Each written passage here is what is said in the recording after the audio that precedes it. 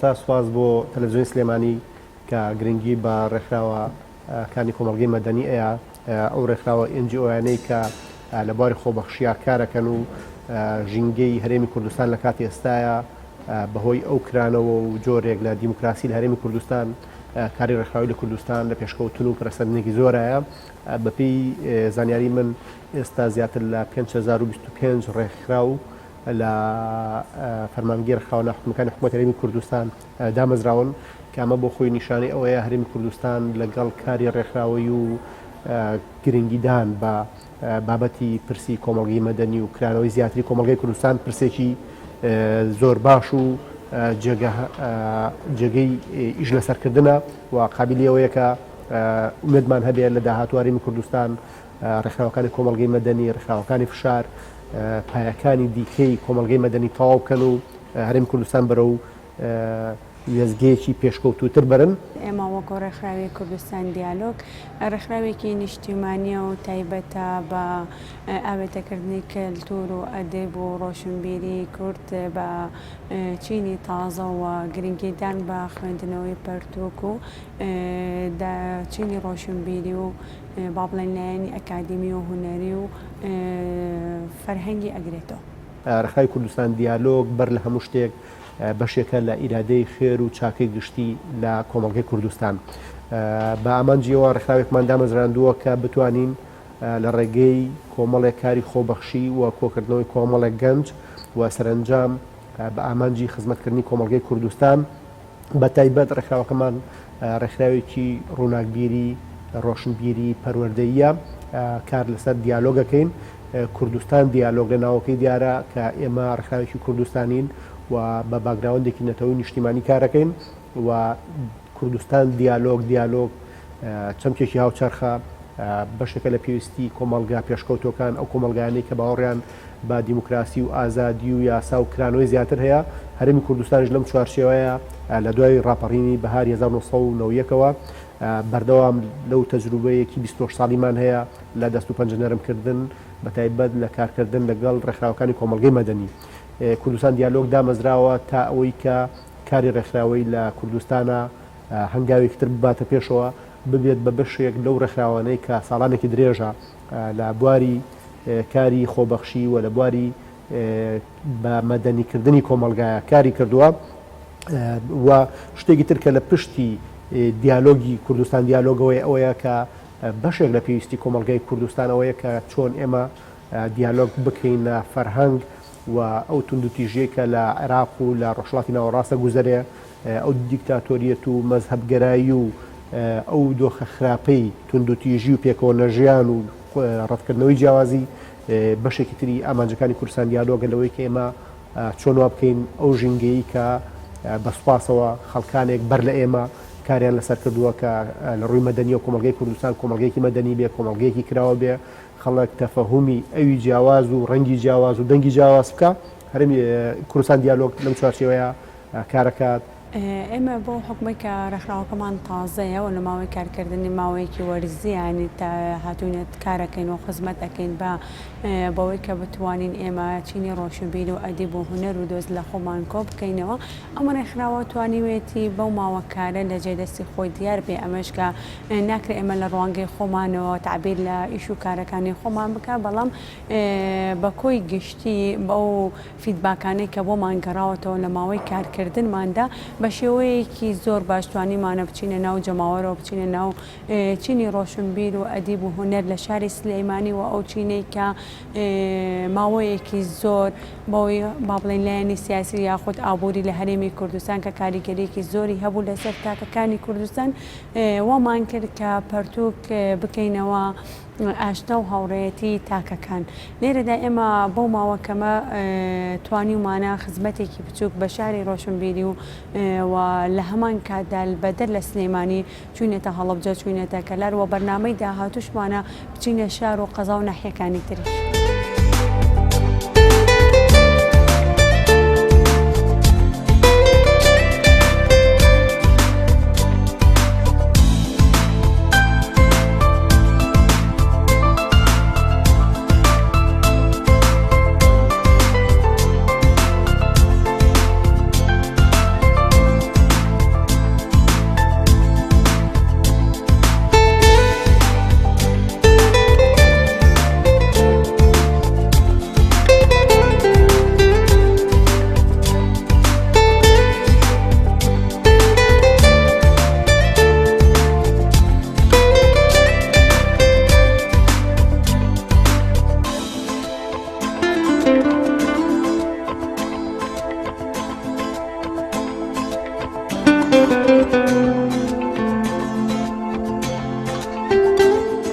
کوردستان دیالۆگ واتای دیالۆگکردن لەسەر تەوەرەکان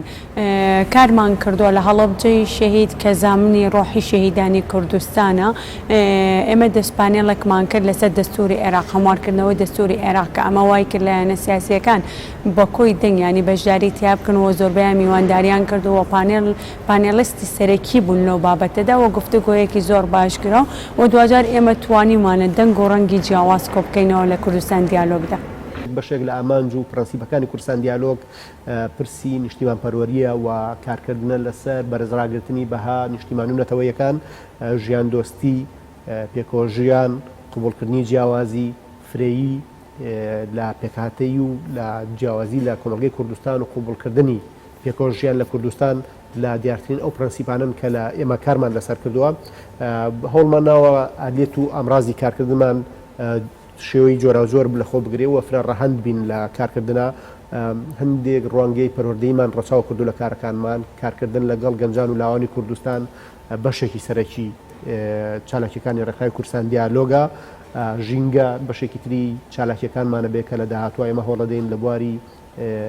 ژینگە پارێزیە چالاکیەکانمان بەگەڕ بخێن و هەوڵ بین لە ڕێگەی چالاکیەکانمانەوە پرسی پاکڕاگرنتنی ژینگەی کوردستان خزمەتکردنی ژینگە و ئەو شێوازە تازانەی کە لە دنیای ئێستا ئەگیرێتە بەر بۆ ڕێزگرتنی ژینگە و باش مامەڵەکردن لەگەڵ ژینگەیە ئێمە یکن بە بەشەی لە کارەکانمان بەشێک تر لە کارەکانمان بەخشینی بڕوانەمەی ڕێزلێنانە بۆ مرۆڤانەی کە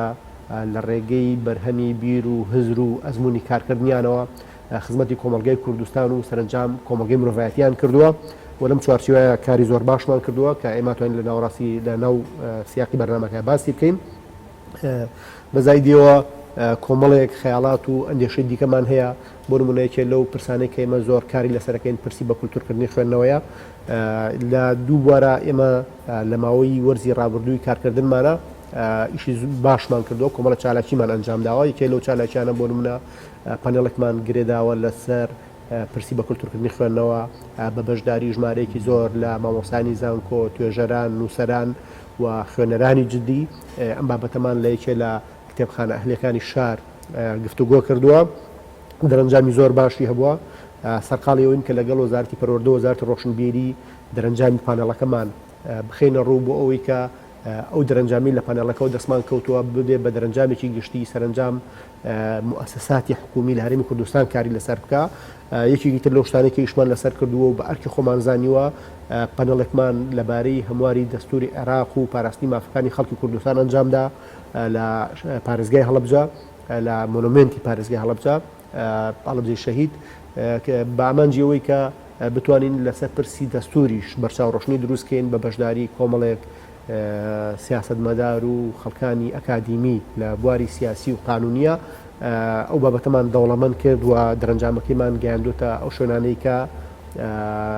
معنین باوەڕگرتنی و پرسانەوە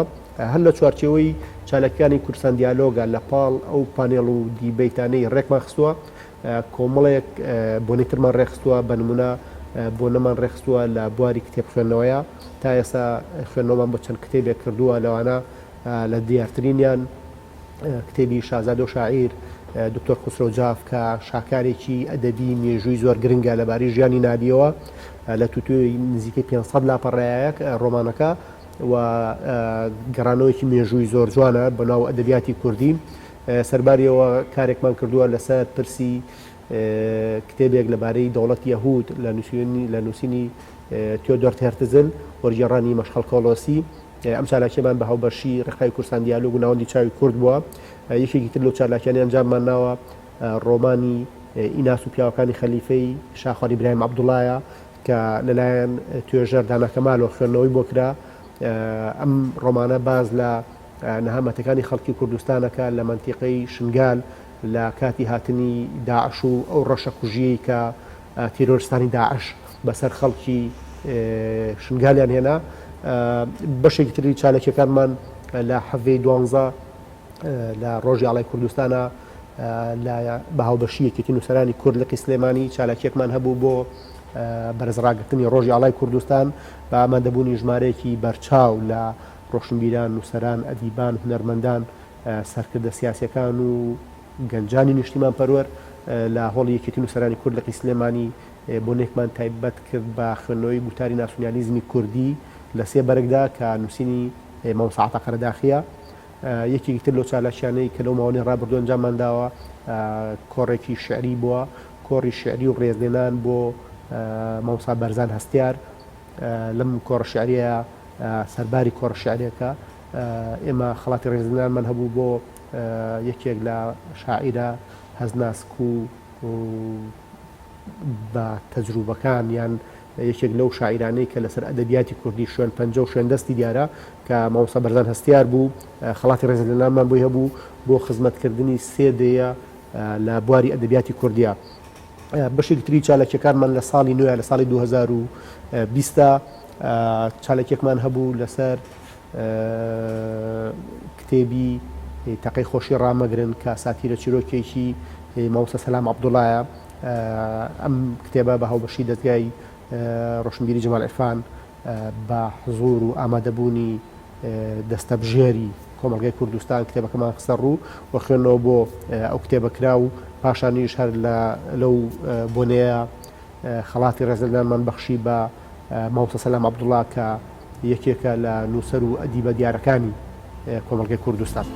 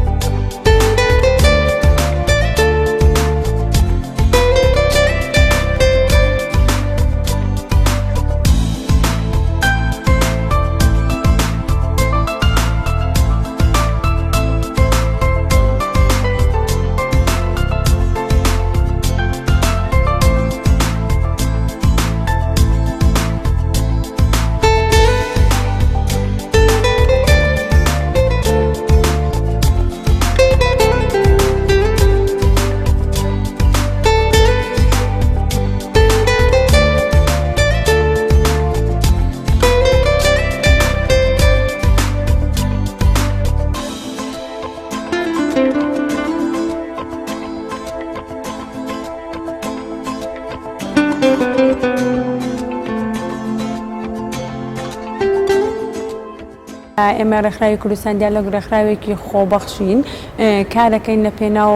بەرزکردنەوە ئاسی ڕۆشنبیری تاکەکانمانەوە نووسەرانمانەوە ئەوانەی کە زیزن لە قام و قەڵەمەکانیان و ئەوانەی کە نەیانتوانیەوە بە بۆنەی هۆکارێکەوە بێنە سەر ئەوەی کە بتوانن گفتوگۆ بکەن. ئێمە توانیمانە لە دەرگای هەموو لایەنەکان بدەین و بە دەنگ و ڕەنگی جیاوازەوە بە بیر و بۆچوونی سیاسی جیاوازەوە ئێمە کارمان کردەوە و خزمەتیان دەکەین. زۆر و بۆری ڕێکخراوەکان وای کردەوە ئەوەی کە نەتوانێت ئەو بەرنامەیان ئەو پەیڕەوەی کە هەیەی لە ڕێکخراوەکە کە دای ئەڕێژێت و پێشکەشی حکوومەتی هەرێمێکە کە لە ڕێکخراوە ناحکوومەکاندا فەرمانی دەست بەکاربوونی بۆ دەربچێت. ئەمە وای کردووە کە ئاستەنگ بووی بۆ دروست بێت و ڕۆنی سەرێکی خۆیان نەبینن لە ئەرکەکانیان. من لە سەرەتای بەرنامەکەوتم کە کاری ڕێکخراوەیی زیاتر لە دوای ڕاپەڕینی بەهاری 1970 سەری هەڵاوە بە تایبەتی لەم 10 ساڵی ڕابردووە گەبگەڕینەوەیە لە 2010 بۆ 2020 کاری ڕێکخراوی لە کوردستان زۆر گەشەی کردووە، ژمارێکی زۆر ڕێکخراو دروست بوون. شتێکە جێگەی سەرنجەوەیە بەشێ لەم ڕێکخراوانە ڕێکخراوی تەخەسوسین تایبەتمەندن بەر لە بەشێک بۆ نمونە بە ژینگە، بە تەندروستی، بە شاخەوانی، بە کۆمەڵێشتی بابەتی وەرزشی. من باوەڕم وایە ڕەنگە ژمارەی زۆری ڕێکخراوەکان هیچ جۆرە ئیشکالێتێک یان هیچ جۆرە کێشێکی دروست نەکرد بێ بە تایبەت بۆ کۆمەلگای وەکو کۆمەلگای کوردستان کە پێویستی بە خزمەتی زیاتر بەکاری خۆبەخشی بەکاری ڕێکخراوەکانی کۆمەلگەی مەدەنی هەیە کە لە بوار و لە سێکتەری جیاواز خزمەتکەن لە سێکتەرە هونەری و ئەدەبیەکانەوە بیگرە بۆ هەموو سێکتەرانی تر کە لە کۆمەلگای پێویستن وە گرنگن. لەبەرەوە من سەرنجم لەسەر ئەم پرسەوەیە کە هۆکاری گەشەکردنی ڕێکخراوەکانی کۆمەلگەی مەدەنی زۆربوونی ژمارەی سەنتەر ڕۆشنبیریەکان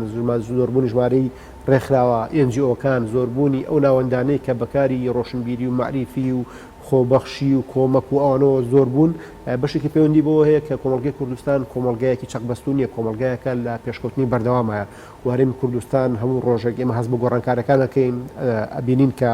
ئێستا هەرێمی کوردستان لە ناوچەیەکە کە ڕۆژهەڵاتی ناوەڕاستە بەدەست کۆمەڵی تەنگەژە و قەیرانی گەورەوە ناڵێنێ بەڵام هەرێمی کوردستان بەردەوام توانیوێتی جۆرێک لە جیاوازی لە نێوان خۆی و ئەوانی تررا دروستکە بەشێک لەم جیاوازیانە ڕێکخراوەکانی کۆمەڵگەی مەدەنی دروستی کردووە ئێمە گە سەرنج بین بۆ نمونە لە بواری میدیاشە لە کوردستان فرەی میدیا هەیە لە بواری حیزبایەتی یا فرەی حیزبایەتی هەیە هەمومانە بە باوەڕی من مقاوماتی کۆمەڵگەی مەدەنین و خزمەتن بە کۆمەڵگەی کوردستان من هیچ کامل لەو ڕێکخراوانە لەو کەناڵانی ڕاگەیاندن لەو حیزبانە بە زیاد نازانم و باوەڕشم وایە ئەمە دەرهاویشتەی پێشکەوتنی کۆمەڵگەی کوردستان ئەوەی من شارەزەم تاوەکو ئەو ڕێکخراوەی ئێمە کە ژمارەیەکی تایبەتە هەیە لە ڕێکخراوە ناحکومەکان داوەرمانگرتووە ژمارەیەکی یەکجار زۆر ڕێکخراوی ناحکومی هەیە لە هەرێمی کوردستان و ئەم ڕێکخراوانە بەشێکیان ئەکتیڤن بەشێکیان تەنها ناون بەشێکیان ڕەنگە تەنها هەیکەلی خۆیان مابێتەوە زۆر ڕێژەیەکی کەمە مەحدودەکە تاوەکو ئێستا کار ئەکەن لە مەیدانی ساحەی هەرێمی کوردستانە هەرێکیان لە بوارێکە هەرێکیان لە سێکتەرێکی ژیانە من ئەزانم لە سەردەمانێکە کە پارەدرا و ڕێکخراوەکان ڕەنگە زۆرێک لە گەندەڵی کرابێ بەڵام لە ئێستاە ڕێکخراوەکانی کۆمەڵگەی مەدەنی سنتەر ڕۆشنبیرەکان هیچ جۆرە منحەیەکیان لە حکوومەت هەرێمی کوردستانەوە نییە ڕێکخراوەکان بە سپۆنسەر بە خۆبەخشی بە کۆمەکی هەندێک خەڵک بازرگانە بزنسمانە هەندێک ناوەندی تیجاریە بەمانە بەڕێوەچن شتێکە بۆ من زۆر جێگەی خۆشحاڵی ئەوەیە کە نەک ئێستای متمان 525 ڕێکخراو لە کوردستان تۆمار کراوە بپی دوایین ئامار بەڵام ئەوەی کە من هەستی پێکەم ئێستا لە درۆیم ڕێکخراوانە سەدان گروپی خۆبەخشی هەیە ینی دروستبوونی ئەم گروپە خۆبەخشیانە کە مۆڵەتیان نییە کە هەندێکجار لەسەر ئاستی گەڕەکەکان دروست بوون هەندێکجار لەسەر ئاستی کۆمەڵە گروپێکی گەنج دروست بوون کە هاوڕێن پێکەوە زۆر جار ئەم گروپانە لەسەر ئاستی کۆلێژ و پەیمانگا و قوتابخانەکان دروست بوون خزمەتی زۆر باشیان کردو جوڵی زۆر باشیان هەیە تەنانەت من سەرنجم هەیە یان جۆرێک لە کۆنتاکت و پەیوەندیم هەیە لەگەڵ گروپانەکە بەشە لەو گروپانە ئیداعی زۆر گەورەیان کردووە کاری خۆبەخشی گەورەیان کردووە لە کاتی لێقەومانی بەشێک لە کوردانی ڕۆژئاوای کوردستان ڕۆژهەڵاتی کوردستان ناوچەکانی مادی 140 لە کەرکووک و خانەقین و شنگال ئەم ناوچە کوردستانیەکان ینی ئەمان کۆمەشیان بۆ کۆکردوونەتەوە هاوبەشیان کردوون چوون بەهانایەنەوە تەنانەت هەندێجار لە ناو کەمپەکان خولیان کردوێتەوە مەشقوڕاهێنانیان بە بەشێ لە پەنابەر و ئاوارەکان کردووە لەبەرەوە من باوەڕم وایە بازنەکە زۆر گەورەترە لە کاری ڕێکخراوەکان لە کاتی ئێستاە هاوشانی ڕێکخراو و ناوەند و سنتەرەکان گروپە خۆبەخشەکانیش یا گروپە هونەری و ئەدەبیەکانیش بە باوەڕی من کاریگەری زۆر باشیان هەیە و هەموو ئەمانەش دەرهاویشتەوەیە کە کۆمەڵگەی کوردستان لە ڕووی هۆشیاریەوە هەنگاوێکی باشی ناوە بۆ پێشەوە و ئەکرێت ئەم دەرفەتە بە باوەڕی من خزمەتی زیاتر بکرێ و بەتایبەت دەوڵەمەند و بازرگان و خاوەن سەرمایەکان ئەتوانن پشتیوانێکی باشتری ڕێکخراوەکانی لە چەشتی کوردستان دیالۆگ و ڕێکخراوەکانی ترکەن بۆی کە ئەم کاری خۆبەخشیە ئەم کاری پەرەپێدان بە کولتور و بە فەرهەنگی کۆمەڵگەی کوردستان بە هەنگاوی گەورەتر بنێ کە بە باوەڕی من لە ئێستاشا هەنگاوی زۆر باشی ناوە و توانیوێتی هەم خزمەت بە خۆی بکە و هەم خزمەت بە کۆمەڵگەی کوردستانیش بکە.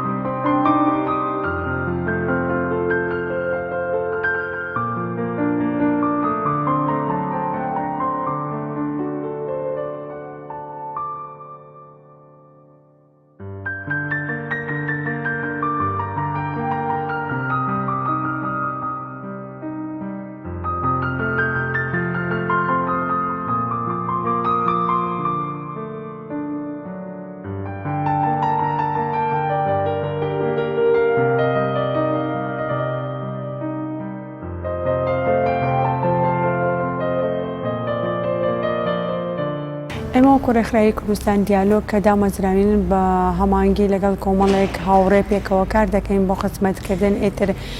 زیاتر هونەری ڕۆشنبیری ئەدەبی و دوجار ڕەنگە کۆمەڵایەتی سیاسیش بگرێتەوە بەڵام بەبێ جیاوازی بیر و بۆچوونی سیاسی و لە سێکتەرە جیاوازەکانی ژیان وابەستە نین بەوەی کە تەنها مەرجە ئێمە لەم بوارەدا کار بکەین لە هەر کوێیەک بتوانین درغ بەوە بکەین کە لایەنێک یاخود بابەتێک فرامۆش کراوە لە کۆمەلگەوە گرنگە کاری لەسەر بکرێ ئەمە وە کوڕێکخراوی کوردستان دیالۆگ بە گفتوگۆکردن لەگەڵ هاوڕێن دەتوانین کار بکەین بۆ بەرەو پێشچوونی کوردستانێکی خۆشبەخت و ڕۆشنبیری تاکەکانمان و بۆی کە هەمومان پێکەوە بتوانین لەم کوردستانە بە ئارامی بژین و لەژێر چەتری سایە حکوومەتی هەرێمی کوردستان بین. ئێمە لە هەفتەی 12 لە ڕۆژاڵای کوردستاندا لە بینایی یەکێتی نووسەرانی کورد لە سلێمانی توانیمان هەموو حیزبە کوردستانەکان بەبێ جیاوازی لە زەرد و سەوز و سوور و شین و نیلی و مۆر و هەموو ڕەنگەکانی تر لەوێ کۆ بکەینەوە نوێنەری زۆرینەی ئەحزاب تەنانەت تا ئاستی سکرتێری بەشە لە حیزبە سیاسیەکان لە چالەکیەکەمان بەشدار بوون لە ماوەی ڕابردوو لە ماوەی کارکردنمانە یەکی لەو شتانەی کە زۆر کارمان لەسەر کردو ئەوەیە کە هەوڵ بین حیزب و لایەنە سیاسیەکان پێکەوە لە چالەکیەکانمانە کۆ ببنەوە و بەشداریان هەبێ ئەوەی کە باسی پەنەڵێکم کرد لەسەر لەباری دەستوری عێراقەوە هەمواری دەستوری عێراقیەوە لە هەڵەبجەی شەهید لەوێش هەر بژمارێکی زۆر لە نوێنەری یەکێتی نیشتیمانی کوردستان پارتی دیموکراتی کوردستان حیزبی شوعی حیزبی سۆسیالیست ئەحزابی تر لەوێ مشارکی چالاکیەکەمان بوون لەبەرەوە بەشێکی گەورەی چالاکیەکانی ڕێکخراوی کوردستان دیالۆگ کارکردن لەسەرەوەی کە ئێمە چۆن بتوانین حیزب و لایەنە سیاسیەکان کۆ بکەینەوە خاڵە هاوبەشەکانیان بەردیەکەوتنی زیاتر بۆ حیزبەکان دروستکەین من هەر لە سەرای بەرنامەکەش وتم ئێمە وەکو ڕێکخراوی کوردستان دیالۆگ بەشێکین لە ئیرادەی خێر و چاکەی گشتی لە کۆمەڵگەی کوردستان و باوەڕشم وایە کە ڕێکخراوەکانی کۆمەڵگەی مەدەنی ئەتوانن لە کوردستان بەشێ بن لەو ئیرادە خێرە بەشێ بن لەو ئیرادە چاکە خوازەی کە چاکەی گشتی کە خزمەت بە کۆمەڵگەی کوردستانەکە ڕێکخراوی کوردستان دیالۆگ لەم بوارەیە ئەسپی خۆی تاو داوە بەشێک لە پرۆژەکانمان بۆ ساڵی 2020 کارکردن لەسەر چەند پانێڵێک بە حزوری نەک تەنها ئەحزابی سیاسی بەڵکو پێکاتەکانی تریش هەوڵ بین لە پاڵ موسڵمانەکانە مەسیحی و یەزیدی و کاکەیەکانیش بێن لە پاڵ کووردا تورکمان و ئەوانی تریش بێن ئەو پێکاتەی کە لە کۆمەڵگەی کوردستانە هەیە ئەکرێ لە جیاتی ئەوەی کە نقطەی سیراع و ململانێ و کێشمەکێشم و توندوتیژی بێت ئەگەر بە وەسیلەی عەقڵانی و لە ڕێگەی ڕێکخراوەکانی کۆمەڵگەی مەدەنی و ئەحزابی سیاسی و میدیا و سەرنجام تەندروستکردنی کۆمەڵگەی کوردستانەوە باش سوودی لۆر بژینێ باوەڕم وایە ئەو فرەیەی کە لە کوردستان هەیە لە جیاتیەوەی ببێ بە نقطەی ململانێ ببێ بە نقطەی لاوازیمان ئەبێ بە نقطەی هێز بۆمان و سەرنجام ئەو مۆزاییکەی کە لە کوردستان هەیە جوانتر و بەهێزترێنە.